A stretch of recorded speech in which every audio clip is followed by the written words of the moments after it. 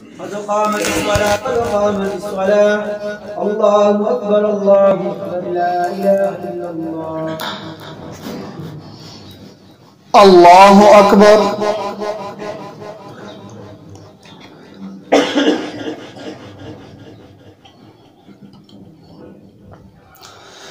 الحمد لله رب العالمين الرحمن الرحيم مالك يوم الدين إياك نعبد وإياك نستعين اهدنا الصراط المستقيم صراط الذين أنعمت عليهم غير المغضوب عليهم ولا الضالين.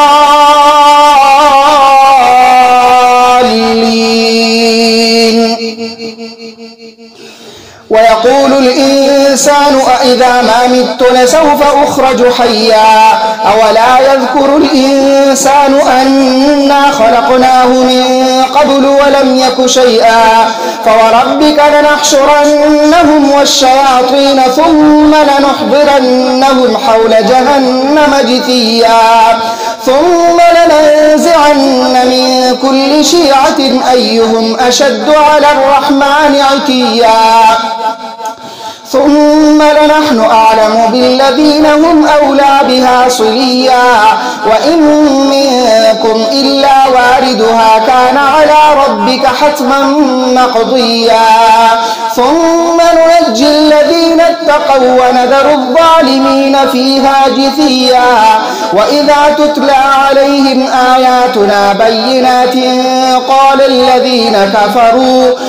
الذين كفروا للذين آمنوا أي الفريقين خير مقاما وأحسن نديا.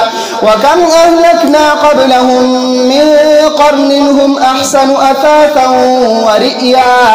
قل من كان في الضلالة فليمدد له الرحمن مدا حتى إذا رأوا ما يوعدون إما العذاب وإما الساعة فسيعلمون من هو شر مكانا وأضعف جندا.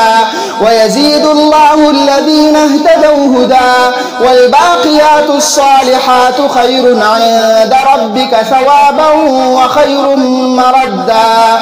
أفرأيت الذي كفر بآياتنا وقال لأوتين مالا وولدا أطلع الغيب أم اتخذ عند الرحمن عهدا كلا سنكتب ما يقول ونمد له من العذاب مدا ونرثه ما يقول ويأتينا فردا. واتخذوا من دون الله آلهة ليكونوا لهم عزا كلا سيكفرون بعبادتهم ويكونون عليهم ضدا. الحمد لله رب العالمين الرحمن الرحيم مالك يوم الدين إياك نعبد وإياك نستعين اهدنا الصراط المستقيم صراط الذين أنعمت عليهم غير المغضوب عليهم ولا الضالين.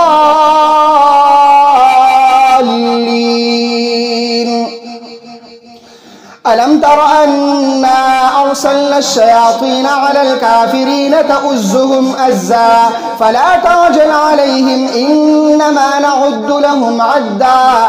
يوم نحشر المتقين إلى الرحمن وفدا